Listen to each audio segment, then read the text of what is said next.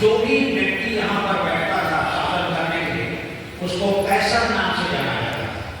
कैसर Augustus कैसर की ओर से आज्ञा निकली थी कि सारे देश के नाम लिखाए जाए। तब यूसुफ और मरियम के नाम लिखाने के लिए वहां गए थे। अगस्तुस कैसर ये एक व्यक्ति था जिसने अपना नाम अगस्तुस कैसर रखा था। फिरौन ने मिस्र देश में जो भी शासन करता था उसको नाम कोई भी क्यों ना, पर उस शासक का नाम, उस राजा का नाम फिरौन ही रहता था। एक उपाधि है, कैसर की एक उपाधि हो और फिरौन भी एक उपाधि। नाम कुछ भी क्यों ना, उसको फिरौन नाम से जाना जाए। उसी प्रकार अगस्तुस कैसर को जो भी व्यक्ति यहाँ पर आता है उसको कैसर कहा है। तो कैसर को कर देना उचित है नहीं। तो इस मसीह ने कहा जो कैसर का है वो कैसर को दे, और जो परमेश्वर का है वो परमेश्वर। ये हमारा संदेश है, जो परमेश्वर का है वो परमेश्वर को दे दो, उसको अपने लिए खर्च मत करो। जो परमेश्वर का है वो परमेश्वर को दे दो। अब एक सवाल बन जाता है, क्या चीज परमेश्वर का है?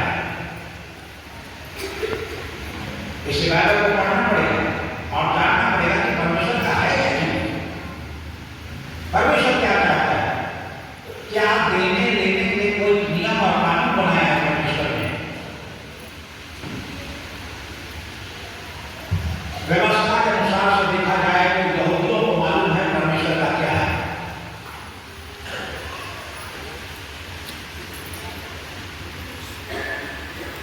देखिए, आखिरी में हम यही बनाएंगे, जो परमेश्वर का है वो परमेश्वर को दे दो। मतलब जो भेंट परमेश्वर का है वो परमेश्वर को। वचन के आखिरी में मैं कुछ नहीं कराऊंगा, बात भेंट देनी। देखिए, आप निकालिए, जब बात भेंट की आती है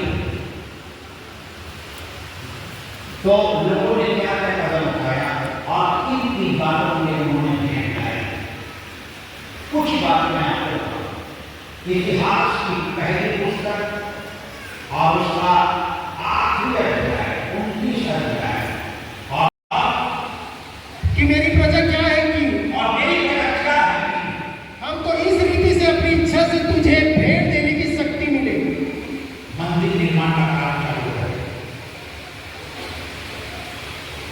तुझी से तो सब कुछ मिलता है हे ईश्वर, तेरे से ही हमको सब कुछ मिलता है, और हमने तेरे हाथ से पाकर तुझे दिया है। और हमने तेरे हाथ से पाकर तुझे दिया है। तेरी दृष्टि में हम तो अपने सब पुरखाओं के समान पराए और परदेसी हैं। हम लोग तेरे दृष्टि में पराए और परदेसी हैं। पृथ्वी पर हमारे दिन छाया के समान बीत जाते हैं, पृथ्वी में छाया की तरह है हमारे दिन बीत जाते हैं, और हमारा कुछ ठिकाना नहीं। और हम लोगों का क्या ठिकाना है? हे हमारे परमेश्वर यहोवा, हे हमारे परमेश्वर यहोवा, वह जो बड़ा संचय हमने तेरे पवित्र नाम का एक भवन बनाने के लिए किया है, बड़ा संचय भवन बनाने के लिए दिया है। वह तेरे ही हाथ से हमें मिला था, तेरे हाथ से हमको ये धन मिला था, और सब तेरा ही है। सब तेरा है। हे मेरे परमेश्वर, हे परमेश्वर, मैं जानता हूँ कि मैं जानता हूँ तू मन को जांचता है मन को जानता और सिधाई से प्रसन्न रहता है। है। मैंने तो यह सब कुछ मन की सिधाई और अपनी इच्छा से दिया है, अपनी इच्छा से तुझको दिया है, और किसी भाई से दिया है।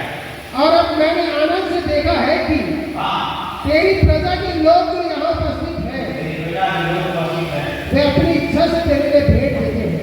वे अपनी इच्छा से तेरे लिए भेंट देते हे यहोवा, हैं। हे यहोवा, हे हमारे पुरखा अब्राहम, जब तक तेरे लिए एक मंदिर न बना, तो परमेश्वर ने दाऊद से कहा था, देख तू लड़ाइयों में फंसा रहा दाऊद, और तेरे हाथ से बहुत खून बह चुका है,